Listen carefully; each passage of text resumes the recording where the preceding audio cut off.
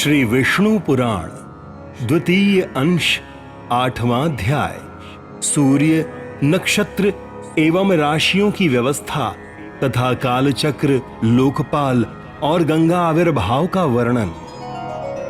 श्री पराशर जी बोले, हे सुव्रत, मैंने तुमसे यह ब्रह्मांड की स्थिति कही। अब सूर्य आदि ग्रहों की स्थिति और उनके परिमाण सुनो। हे मुनिश्रेष्ठ, सूर्य देव के रथ का विस्तार 9 सहस्र योजन है तथा इससे दूना उसका ईशा दंड है। उसका धुरा 1.5 करोड़ 7 लाख योजन लंबा है, जिसमें उसका पहिया लगा हुआ है। उस पूर्वाहन, मध्याह्न और पराहन रूप 3 नाभि, परिवत्सरादि 5 अरे और षड ऋतु रूप 6 नेमि वाले अक्षय स्वरूप संवत्सरात्मक चक्र में संपूर्ण काल चक्र स्थित है। 7 छंद ही उसके घोड़े हैं। उनके नाम सुनो। गायत्री, बृहति, उष्णिक, जगति, त्रिष्टुप, अनुष्टुप और पंक्ति। ये छंद ही सूर्य के 7 घोड़े कहे गए हैं। हे महामते, भगवान सूर्य के रथ का दूसरा धुरा 45.5 सहस्र योजन लंबा है। दोनों धुरों के परिमाण के तुल्य ही उसके युगार्धों का परिमाण है। इनमें से छोटा धुरा उस रथ के एक युगार्ध अर्थात जुए के सहित ध्रुव के आधार पर स्थित है और दूसरे धुरे का चक्र मानसोत्तर पर्वत पर स्थित है। इस मानसोत्तर पर्वत के पूर्व में इंद्र की, दक्षिण में यम की, पश्चिम में वरुण की और उत्तर में चंद्रमा की पुरी है। उन पुरियों के नाम सुनो।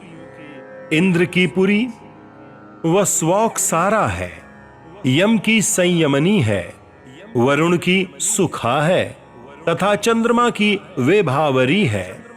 हे मैत्रेय, ज्योतिष चक्र के सहित भगवान भानु दक्षिण दिशा में प्रवेश कर छोड़े हुए बाण के समान तीव्र वेग से चलते हैं।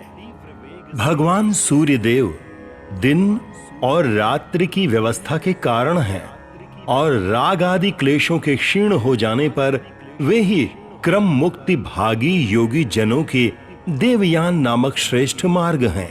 हे मैत्रेय, सभी द्वीपों में सर्वदा मध्याह्न तथा मध्य रात्रि के समय सूर्य देव मध्य आकाश में सामने की ओर रहते हैं। इसी प्रकार उदय और अस्त भी सदा एक दूसरे के सम्मुख ही होते हैं। हे ब्राह्मण, समस्त दिशा और विदिशाओं में जहां के लोग रात्रि का अंत होने पर सूर्य को जिस स्थान पर देखते हैं, उनके लिए वहां उसका उदय होता है, और जहां दिन के अंत में सूर्य का तिरोभाव होता है, वहीं उसका अस्त कहा जाता है।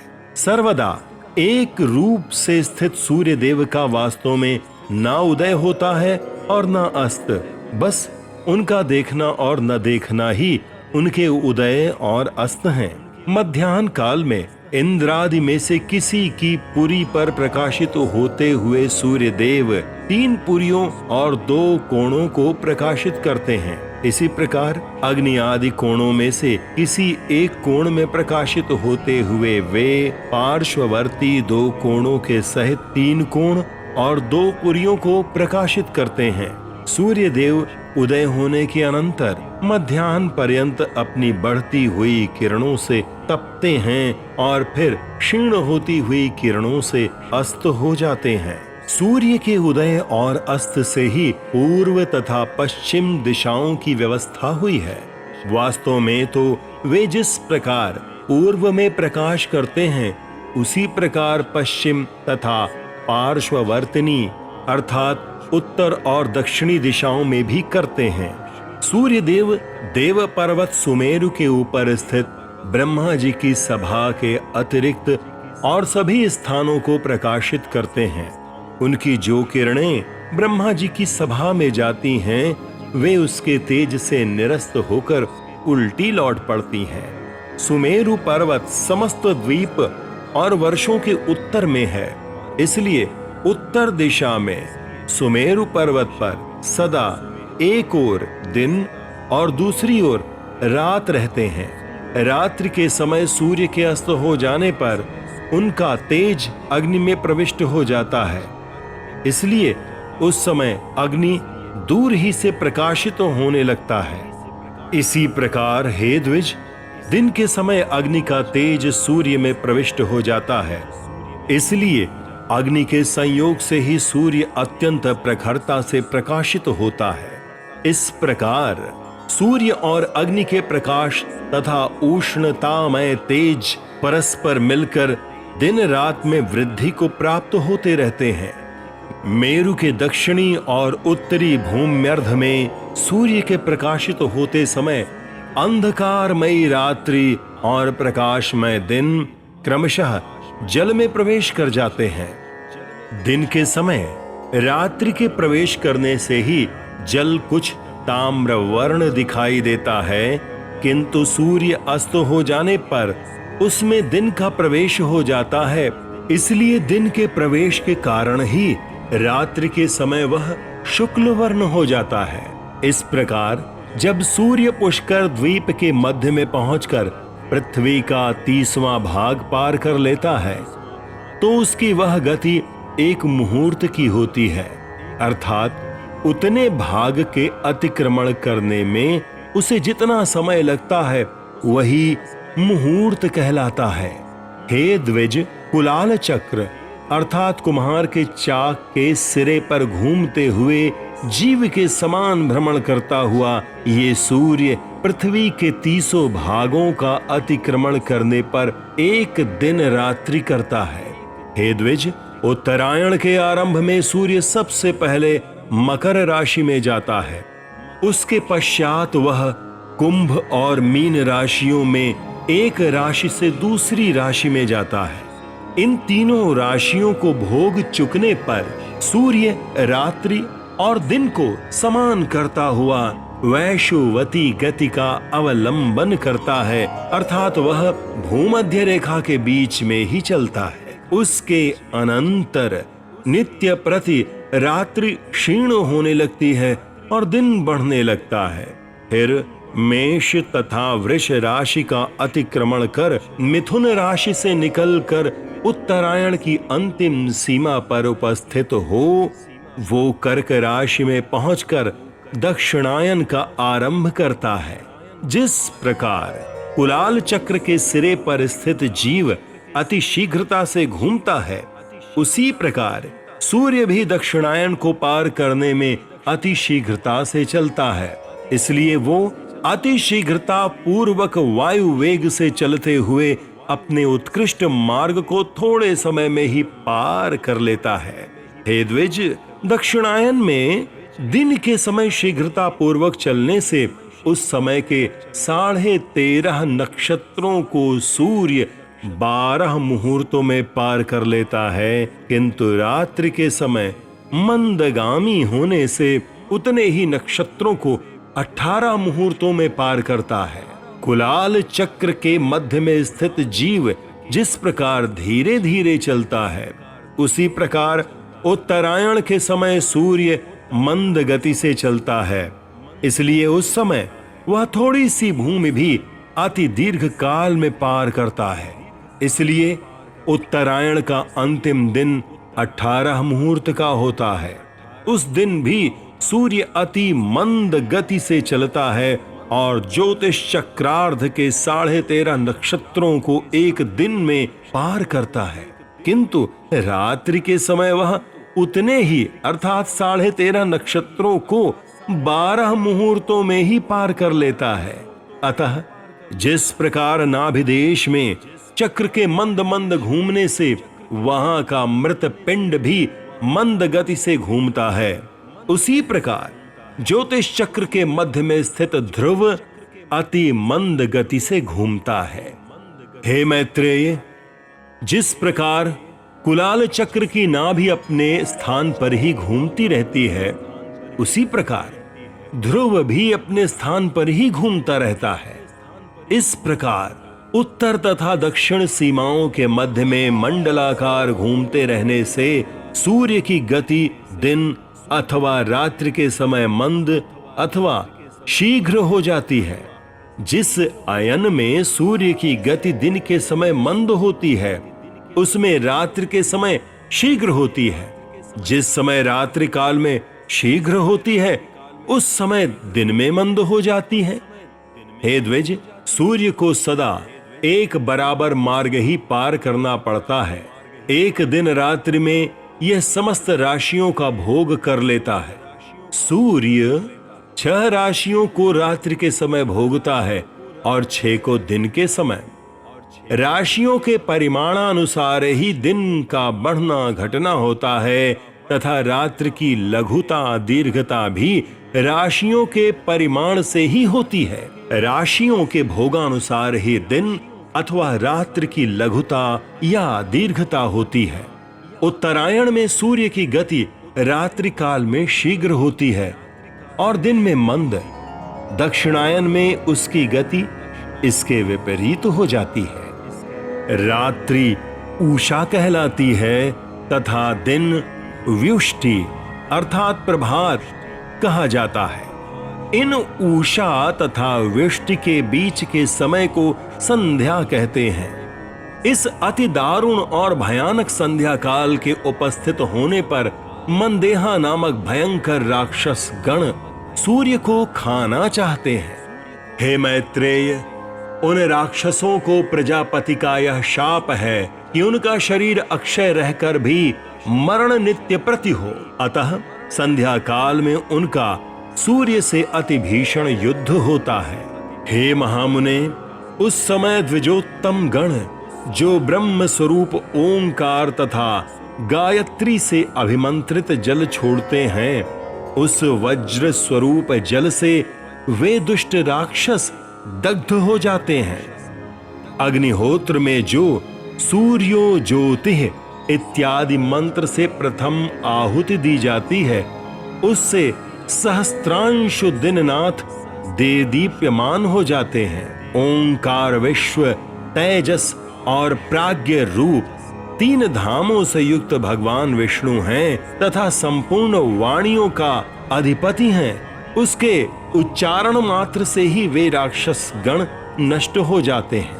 सूर्य भगवान विष्णु का अति श्रेष्ठ अंश और विकार रहित अंतर ज्योति स्वरूप है।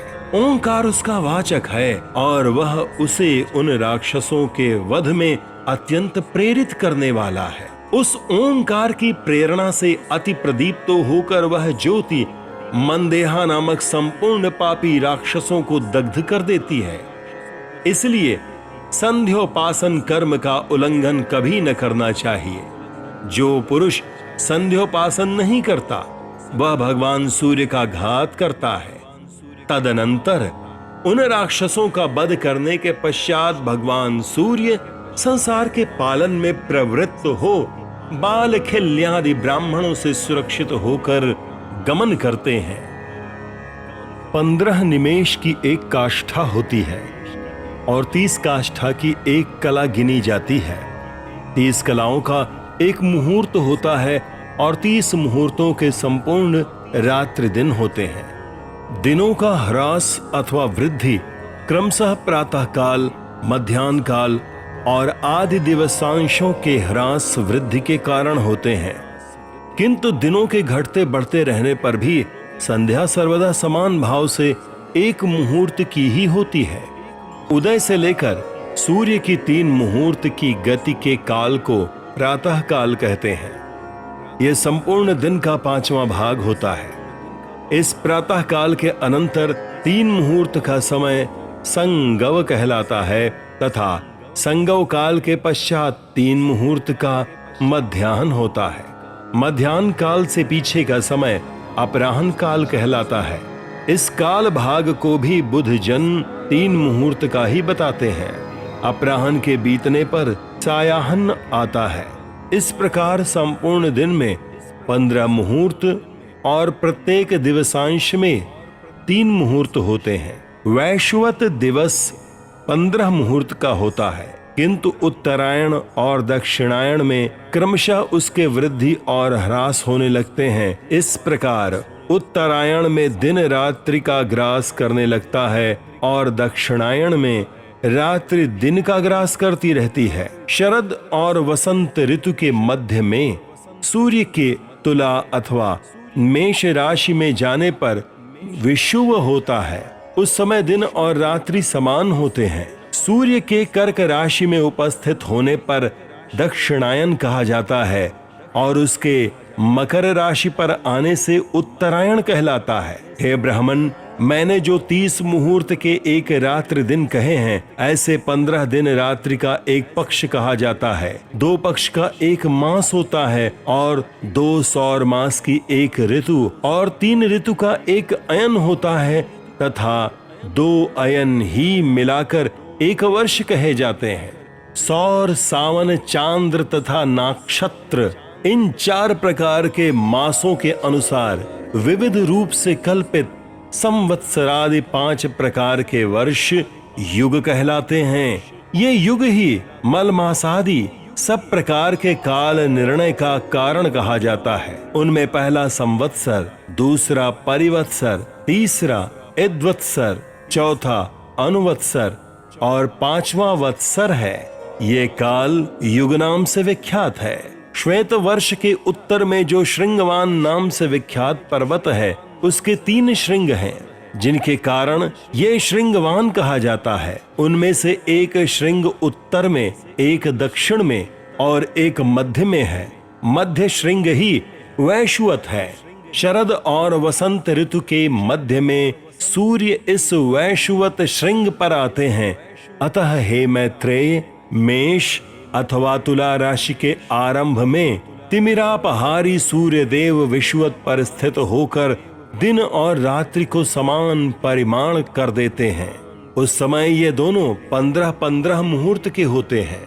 हे मुने, जिस समय सूर्य कृतिका नक्षत्र के प्रथम भाग अर्थात मेष राशि के अंत में तथा चंद्रमा निश्चय ही विशाखा के चतुर्थांश अर्थात वृश्चिक के आरंभ में हो, या जिस समय सूर्य विशाखा के तृतीय भाग अर्थात तुला के अंतिम अंश का भोग करते हों और चंद्रमा कृतिका के प्रथम भाग अर्थात मेष के अंत में स्थित जान पड़े, तभी यह विषुव नामक अति पवित्र काल कहा जाता है। इस समय देवता, ब्राह्मण और पितृगण के उद्देश्य से संयत चित्त होकर दान आदि देने चाहिए। ये समय दान ग्रहण के लिए मानो देवताओं के लिए खुले हुए मुख के समान है। अतः विषुव काल में दान करने वाला मनुष्य कृतकृत्य हो जाता है। यागादि के काल निर्णय के लिए दिन, रात्रि, पक्ष, कला, काष्ठा और क्षण आदि का विषय भली प्रकार जानना चाहिए। राका और अनुमति 2 प्रकार की पूर्णमासी तथा सिनी वाली और कुहू 2 प्रकार की अमावस्या होती है। माघ, फाल्गुन, चैत्र, वैशाख तथा ज्येष्ठ, आषाढ़ है। ये 6 मास उत्तरायण होते हैं और श्रावण, भाद्र, अश्विनी, कार्तिक तथा अगहन, पौष ये 6 दक्षिणायन कहलाते हैं। मैंने पहले तुमसे जिस लोकालोक पर्वत का वर्णन किया है, उसी पर 4 व्रतशील लोकपाल निवास करते हैं। हे द्विज, सुधामा, कर्दम के पुत्र शंखपाद और हिरण्य रोमा तथा केतुमान, ये चारों निर्द्वंद, निराभिमान, निरालस्य और निष्परिग्रह लोकपालगण लोकालोक पर्वत की चारों दिशाओं में स्थित हैं। जो अगस्त्य के उत्तर तथा अजवीथि के दक्षिण में वैश्वानर मार्ग से भिन्न मृगवीथि नामक मार्ग है, वही प्रत्ययान पथ है। उस प्रत्ययान मार्ग में महात्मा मुनिजन रहते हैं। जो लोग अग्निहोत्री होकर प्राणियों की उत्पत्ति के आरंभक ब्रह्म की स्तुति करते हुए यज्ञानुष्ठान के लिए उद्यत हो कर्म का आरंभ करते हैं, वह प्रत्ययान उनका दक्षिण मार्ग है। वे युग युगांतर में विच्छिन्न हुए वैदिक धर्म की संतान तपस्या, वर्णाश्रम, मर्यादा और विविध शास्त्रों के द्वारा पुनः स्थापना करते हैं। पूर्वतन धर्म प्रवर्तक ही अपनी उत्तरकालीन संतान के यहाँ उत्पन्न होते हैं और फिर उत्तरकालीन धर्म प्रचारक गण अपने यहाँ संतान रूप से उत्पन्न हुए अपने पितृगण के कुलों में जन्म लेते हैं। इस प्रकार वे व्रतशील महर्षिगण चंद्रमा और तारागण की स्थिति पर्यंत सूर्य के दक्षिण मार्ग में पुनः पुनः आते जाते रहते हैं। नागवीथि के उत्तर और सप्तर्षियों के दक्षिण में जो सूर्य का उत्तरीय मार्ग है उसे देवयान मार्ग कहते हैं। उसमें जो प्रसिद्ध निर्मल स्वभाव और जितेंद्रिय ब्रह्मचारी गण निवास करते हैं वे संतान की इच्छा नहीं करते, इसलिए उन्होंने मृत्यु को जीत लिया है। सूर्य के उत्तर मार्ग में 80,000 ऊर्ध्वरेता मुनिगण प्रलय काल पर्यंत निवास करते हैं। उन्होंने लोभ के असंयोग, मैथुन के त्याग, इच्छा और द्वेष की अप्रवृत्ति, कर्मानुष्ठान के त्याग, काम वासना के असंयोग और शब्दादि विषयों के दोष दर्शन इत्यादि कारणों से शुद्ध चित्त होकर अमरता प्राप्त कर ली है। भूतों के प्रलय पर्यंत स्थिर रहने को ही अमरता कहते हैं। त्रिलोकी की स्थिति के इस काल को ही अपुनर्मार अर्थात पुनर्मृत्यु रहित कहा जाता है। द्विज, ब्रह्म हत्या और अश्वमेध यज्ञ से जो पाप और पुण्य होते हैं उनका फल प्रलय पर्यंत कहा गया है। हे मैत्रेय, जितने प्रदेश में ध्रुव स्थित हैं, पृथ्वी से लेकर उस प्रदेश पर्यंत संपूर्ण देश प्रलय काल में नष्ट हो जाता है। सप्तर्षियों से उत्तर दिशा में ऊपर की ओर जहां ध्रुव स्थित है वह अति तेजोमय स्थान ही आकाश में विष्णु भगवान का तीसरा दिव्य धाम है। हे विप्र, पुण्य पाप के क्षीण हो जाने पर दोष पंक शून्य संयतात्मा मुनिजनों का यही परम स्थान है। पाप पुण्य के निवृत्त हो जाने और देह प्राप्ति के संपूर्ण कारणों के नष्ट हो जाने पर प्राणी गण जिस स्थान पर जाकर फिर शोक नहीं करते वही भगवान विष्णु का परम पद है। जहां भगवान की समान ऐश्वर्यता से प्राप्त हुए योग द्वारा सतेज होकर धर्म और ध्रुव आदि लोक साक्षी गण निवास करते हैं वही भगवान विष्णु का परम पद है।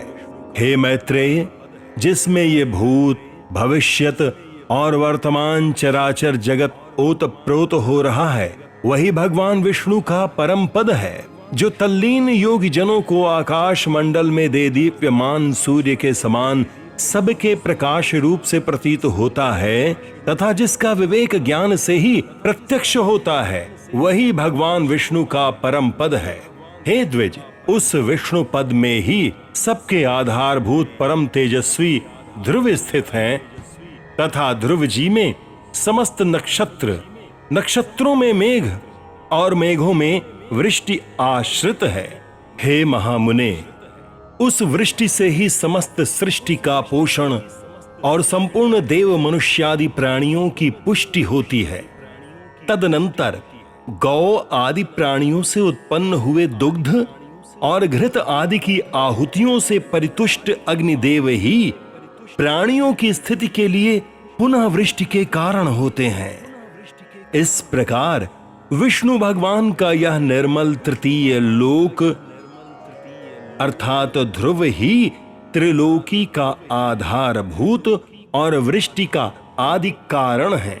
हे ब्राह्मण, इस विष्णु पद से ही देवांगनाओं के अंगराग से पांडुरवर्ण हुई सी सर्व पाप हारिणी श्री गंगा जी उत्पन्न हुई हैं। विष्णु भगवान के वाम चरण कमल के अंगूठे के नख रूप स्रोत से निकली हुई उन गंगा जी को ध्रुव दिन रात अपने मस्तक पर धारण करता है। तदनंतर जिनके जल में खड़े होकर प्राणायाम परायण सप्तर्षि गण उनकी तरंग भंगी से जटा कलाप के कंपायमान होते हुए अघमर्षण मंत्र का जाप करते हैं और जिनके विस्तृत जल समूह से आप्लावित होकर चंद्रमंडल क्षय के अनंतर पुनः पहले से भी अधिक कांति धारण करता है, वे श्री गंगा जी चंद्रमंडल से निकलकर मेरु पर्वत के ऊपर गिरती हैं और संसार को पवित्र करने के लिए चारों दिशाओं में जाती हैं। चारों दिशाओं में जाने से वे एक ही सीता, अलकनंदा, चक्षु और भद्र इन चार भेदों वाली हो जाती हैं। जिसके अलकनंदा नामक दक्षिणीय भेद को भगवान शंकर ने अत्यंत प्रीतिपूर्वक 100 वर्ष से भी अधिक अपने मस्तक पर धारण किया था, जिसने श्री शंकर के जटा कलाप से निकलकर पापी सगर पुत्रों के अस्थि चूर्ण को आप लावित कर उन्हें स्वर्ग में पहुंचा दिया। हे मैत्रेय, जिसके जल में स्नान करने से शीघ्र ही समस्त पाप नष्ट हो जाते हैं और अपूर्व पुण्य की प्राप्ति होती है, जिसके प्रवाह में पुत्रों द्वारा पितरों के लिए श्रद्धा पूर्वक किया हुआ एक दिन का भी तर्पण उन्हें 100 वर्ष तक दुर्लभ तृप्ति देता है। हे द्विज, जिसके तट पर राजाओं ने महायज्ञों से यज्ञेश्वर भगवान पुरुषोत्तम का यजन करके इहलोक और स्वर्गलोक में परम सिद्धि लाभ की है, जिसके जल में स्नान करने से निष्पाप हुए यति जनों ने भगवान केशव में चित्त लगाकर अत्युत्तम निर्वाण पद प्राप्त किया है, जो अपना श्रवण, इच्छा, दर्शन, स्पर्श, जलपान, स्नान और यशोगान करने से ही नित्य प्रति प्राणियों को पवित्र करती रहती हैं, तथा जिनका गंगा गंगा ऐसा नाम 100 योजन की दूरी से भी उच्चारित किए जाने पर जीव के 3 जन्मों के संचित पापों को नष्ट कर देता है। त्रिलोकी को पवित्र करने में समर्थ वो गंगा जिससे उत्पन्न हुई है, वही भगवान का तीसरा परम पद है। इति श्री विष्णु पुराणे द्वितीय अंशे 8मो अध्यायः।